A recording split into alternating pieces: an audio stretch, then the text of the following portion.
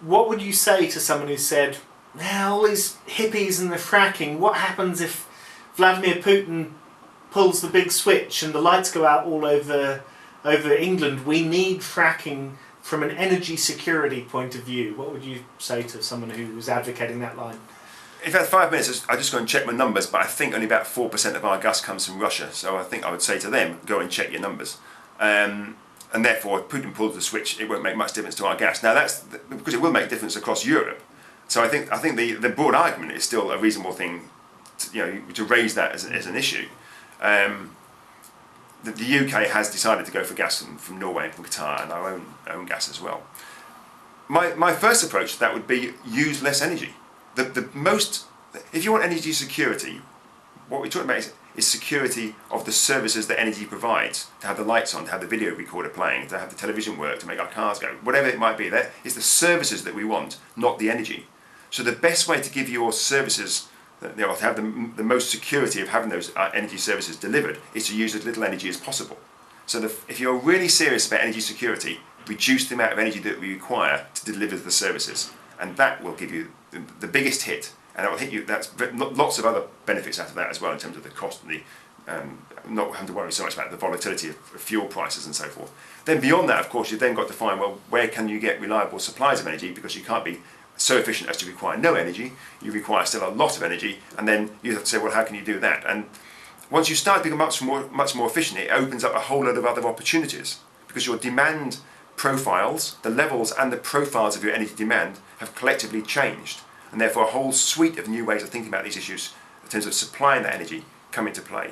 So the renewables look much more attractive from there. You'd have to obviously play out maybe something more in smart metering and so forth, and certainly in terms of energy storage, that's really, if we could crack energy storage, and that's easy to say, crack it. We've been trying to crack it for years, and we are appalling at it. Hydrocarbons are a wonderful store of energy. They've taken sunlight over millions of years and condensed it into an incredibly energy dense source that is very easy to carry. And we do not have at the moment any viable alternatives for the majority of the things we're trying to pursue. So therefore, until we get energy storage, we have to become much more sophisticated in actually how we use that energy and timing it appropriately.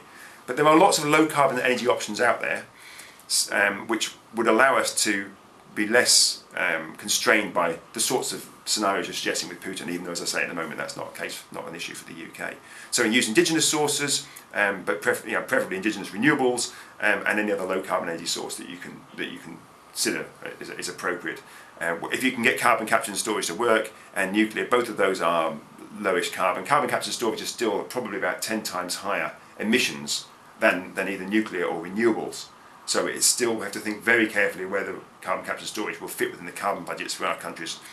At the moment, the maths would suggest, I think it's unlikely that it would, unless we can make it much more efficient. And nuclear is very low in carbon emissions, about the same as renewables. So whether there are lots of other reasons to be for or against nuclear. Indeed, lots of people are for or against certain types of renewables. But from a carbon perspective, the story from a supply point of view is very clear. It's nuclear and renewables, and then possibly carbon capture and storage. But before all of those, it's energy efficiency. That would provide you with not only with a lower carbon future, but with one that's much more energy secure than the way we're heading at the moment. Which dovetails unexpectedly well into the last question, which I thought was an orphan.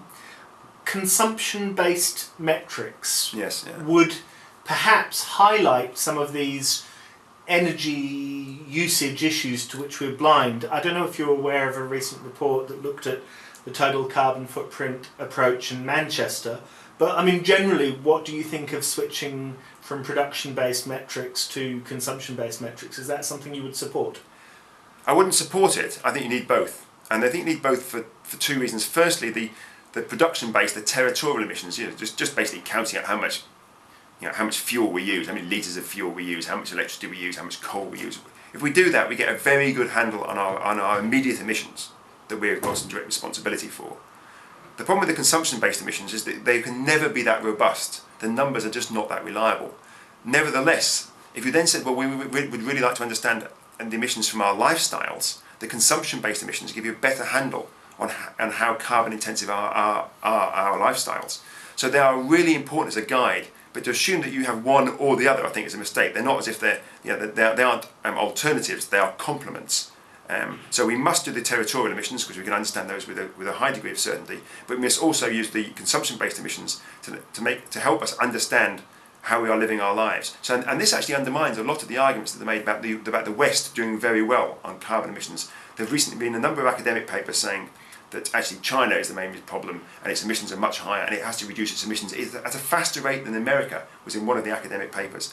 If you look at the Chinese emissions per capita, they're about the same from a production or territorial basis as those of us in the EU, so roughly the same. If you look at it from actually how the carbon intensity of their lifestyles, they're a bit more than half, maybe 60% of the emissions of those typical person in Europe. And that's because we import a lot of goods from elsewhere in the world, many of them from China. And therefore the carbon intensity of how we live our lives in the West is still far higher than it is for China. The average for the globe is about 5 tonnes of carbon dioxide per year. The average for the Chinese is about 5.9. The average for Britain is about 10.1 or something. The Germans about 11, the Australians about 14, and the Americans about 18. So you start to think of it like that, and even when we often hear that the Chinese are as bad as the Europeans, the Americans, they're only half as bad as the Europeans and a third as bad as the Americans. So I think the consumption-based emissions provide us a really clear indicator of how we're living our lives and how we have to change what it is in living our lives to bring how we live our lives in terms of carbon emissions to bring about the necessary changes, rather than just effectively offsetting and exporting our emissions to a poorer part of the world, which is what we've done so far, and then we claim to have been successful in reducing our carbon dioxide emissions, and that is disingenuous at best. Anything else you'd like to say?